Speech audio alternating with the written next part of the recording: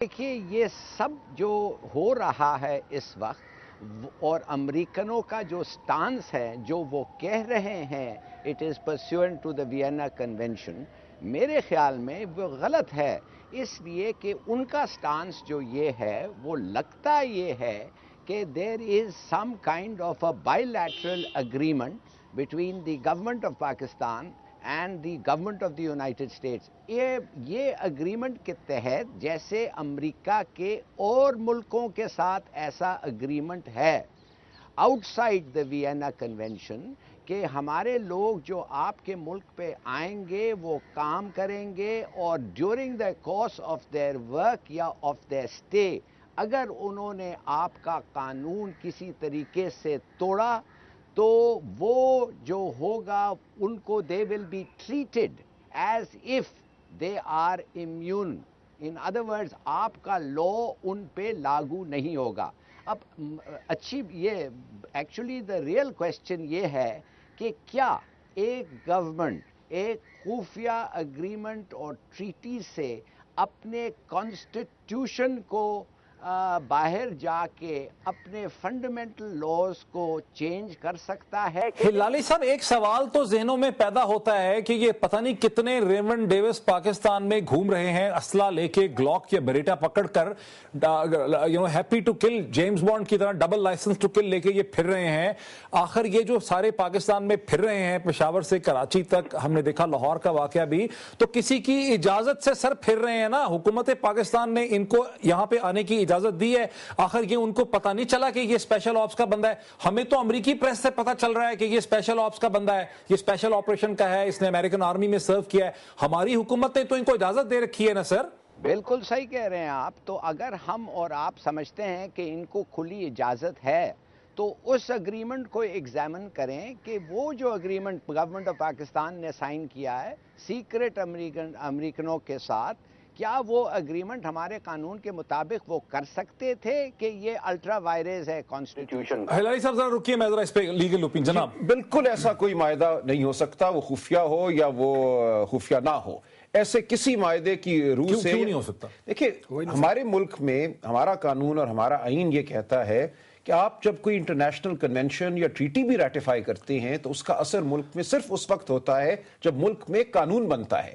پاکستان میں وینا کنونشن جو ہے 1961 کی یا کاؤنسلر کنونشن جو ہے وینا 1963 کی، ان کا عمل صرف اس لیے ہوتا ہے کہ there is an act called the Consular and Diplomatic Communities Act of 1972۔ میں قانونی بات کر رہا ہوں، قانونی۔ سو قانوناً جب تک ملک میں قانون نہ بنے کسی بین الاقوامی معاہدے کو پہ عمل نہیں ہوتا ملک کے اندر۔ ملک کی عدالتیں جو ہیں، ہمارے ملک کی عدالتیں کسی ایگریمنٹ کو ملحوظ خاطر رکھنے کی مجاز نہیں ہے، وہ صرف اور صرف قانون کے مطابق فیصلہ کریں گی۔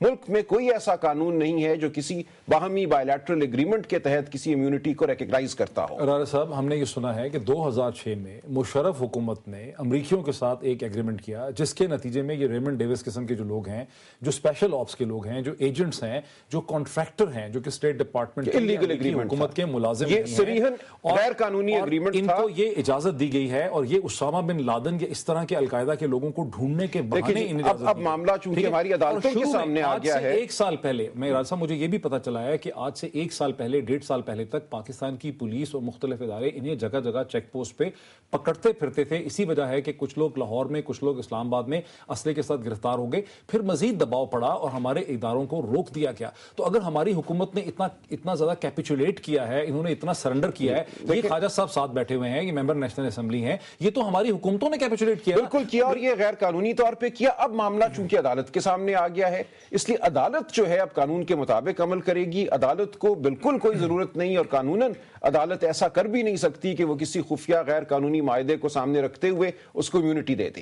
دوسری بات آپ یہ بھی اب سامنے رکھیے کہ کرمنل لا اور کرائمز جو ہیں 19ویں ترمیم اور 18ویں ترمیم کے بعد اب صریحاً صوبائی معاملہ ہیں۔ اب یہ صوبائی حکومت کا کام ہے پروسیکیوٹ کرنا، اس کو اپنی تحویل میں رکھنا یا اس کو تحویل میں نہ رکھنا. ابھی کس کی تحویل میں ہے وہ؟ صوبائی حکومت. صوبائی حکومت جوڈیشل کسٹڈی میں نہیں ہے. لیکن یہ part of the provincial set up. Responsibility صوبے کی ہے. عدالت کی ہے. عدالت کی کسٹڈی میں آپ تو نہیں ہے. نہیں عدالت ہے لیکن اس کو خدا نہ خواستہ کو مار دے تو کس کی ذمہ داری؟ وہ صوبائی حکومت کی ہے, اس کو پروٹیکٹ کرنا. اس کی تحویل جو ہے وہ صوبائی حکومت. یہ بھی تو بہت امپورٹنٹ پوائنٹ ہے. یہ بھی بڑا امپورٹنٹ پوائنٹ ہے. اگر ابھی آپ کو امریکی اخلاقی طور پہ ڈیفینسو پہ نظر آ رہے ہیں کسی حد تک, خود امریکہ کے اندر بھی ان کو تنقید کا نشانہ بن رہے ہیں, خدا نہ خواستہ جس طرح سے ہمارے ہاں ہوتا ہے, یہ ہو سکتا ہے یہاں کوئی سازش ہو جائے اور اس کو کوئی گزن پہنچ جائے تو یہ سارا کا سارا سائیکل جو ہے یہ الٹ جائے گا. یہ آپ لوگوں کی مطلب نالج ہونا چاہیے. ذرا میں علامہ طاہر اشرفی صاحب کی طرف چلتا ہوں. اشرفی صاحب, مجھ سے آپ ایگری کریں گے کہ امریکہ کے لوگوں نے الیکٹ کیا علامہ صاحب امریکہ کی حکومت کو, ان کا اسٹیٹ ڈپارٹمنٹ اکاؤنٹیبل ہے امریکی عوام کو. پاکستان کے عوام نے الیکٹ کیا پاکستان کی حکومتوں کو, پنجاب حکومت کو اور وفاقی حکومت کو. پاکستان کے عوام سوال پوچھ سکتے ہیں اپنی حکومتوں سے. کیا یہ ایک اب سوال بن گیا ہے کہ یہ ریمنڈ ڈیوس کی طرح کے اگر 50-100 لوگ بندوقیں لے کے پاکستان میں آٹومیٹک ویپن لے کے پھر رہے ہیں تو اس کی اجازت کس نے دے رکھی ہے انہیں؟ کیا یہ سوال صحیح ہے پوچھنا؟ بسم اللہ الرحمن الرحیم. ڈاکٹر صاحب, بالکل یہ سوال پوچھنا جو ہے نہ صرف صحیح ہے بلکہ اب تو یہ فکر لاحق ہو گئی ہے کہ جہاں پر جس کو چاہے وہ مار دے. اور یہ تو پکڑا گیا ہے, لوگوں نے اسے پکڑ لیا اور دوسری گاڑی آپ دیکھیں وہ بھگا کر لے گئے. اگر یہ بھی بھاگ جاتا تو ہم کہاں اپنے بچوں کے قاتل کو ڈھونڈتے. اور پھر آپ یہ بھی دیکھیں, میرے بہت محترم ہیں بڑے بھائی ہیں قائد صاحب, انہوں نے کہا کہ ایس پی سول لائن نے بیان دیا, ہم نے انہیں نوٹس دیا. یہ جو ایس پی سول لائن نے 15 منٹ کے اندر ان کو ڈکیت بنا دیا جبکہ پتہ ہی نہیں تھا یہ بچے کون ہے. 2 گھنٹے بعد جو ہے فیضان کا دوسرا جو ساتھ بچہ تھا اس کا پتہ چلا کہ یہ فہیم ہے. اور ہم نے 1 منٹ لگایا. اور میری جو اطلاعات ہے, میں چونکہ لاہور میں رہتا ہوں اور آپ جیسے دوستوں سے, کہ سی سی پی او لاہور اگر اپنا کردار اس وقت ادا نہ کرتے اور پھر اس کے بعد میاں شہباز شریف اگر اس پہ سٹینڈ نہ لیتے تو جو پریشر آ رہے تھے, ممکن ہے یہ بات آپ نے جو کہی وہ ٹھیک ہو جاتی.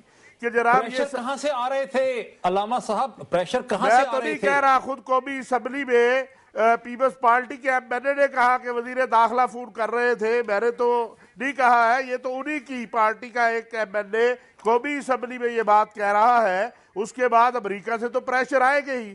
ڈاکٹر صاحب, پشاور میں یہ لوگ پکڑے گئے, اسلام آباد میں پکڑے گئے, لاہور میں اس سے پہلے 2-3 مرتبہ ان کو روکا گیا, کئی گھنٹے ان کی یہ گاڑیوں کے اندر سے نہیں نکلے.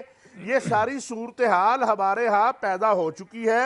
اور آپ کہہ رہے ہیں 60-70, میرے خیال میں یہ 300 سے بھی زیادہ لوگ ہیں. اور اگر آپ ان کے مکانات دیکھیں جو لاہور میں بھی انہوں نے لیے ہوئے ہیں, اسلام آباد میں لیے ہوئے ہیں, پشاور حیات آباد میں لیے ہوئے ہیں, اور یہ جس کو چاہتے ہیں اٹھاتے ہیں, لے جاتے ہیں, انویسٹیگیشن کرتے ہیں, مار دیتے ہیں. یہ سلسلہ اس ملک کے اندر موجود ہے. کہیں پہ یہ ڈرون حملوں میں ہمارے بچوں کو مار رہے ہیں, کہیں پہ یہ اس انداز سے ہمارے بچوں کو مار رہے ہیں, کہیں اس سے آج تک کیا. میں یہ پوچھنا چاہتا ہوں کہ پنجاب حکومت کو, انویسٹیگیشن کرنے والوں کو سب سے پہلے یہ پوچھنا چاہیے تھا کہ یہ اس علاقے میں لینے کیا گیا تھا, اس کا وہاں کیا تعلق تھا. ساتھ رہیے علامہ صاحب, میرے ساتھ رہیے. میں ایک بریک لینا چاہ رہا ہوں. ناظرین, بریک کے بعد جب ہم آئیں گے, یہ سوال بڑا اہم ہے. قتل تو اپنی جگہ پہ ہیں, جو حادثہ ہوا, جو ٹریجڈی ہو گئی, جو لاس آف لائف ہو گیا, وہ تو اپنی جگہ پہ ہے.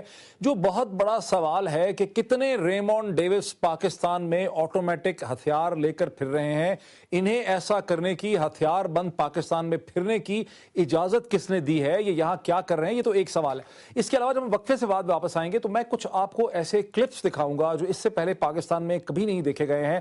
یہ عافیہ صدیقی کے حوالے سے ایک انٹرویو ہے جو ہم نے ایوان ریڈلے کا کیا تھا مارچ 2010 میں, اس سے پہلے نہیں دکھایا جا سکا, وہ بھی میں آپ کو دکھاؤں گا. اور اس سوال کو بھی ہم ایڈریس کریں گے کہ جو بہت سے حلقے یہ کہتے ہیں کہ عافیہ صدیقی کو ایکسچینج کیا جائے ریمنڈ ڈیوس کے بدلے, وہ کس حد تک بات ممکن ہے, ممکنات میں سے ہے. بریک کے بعد.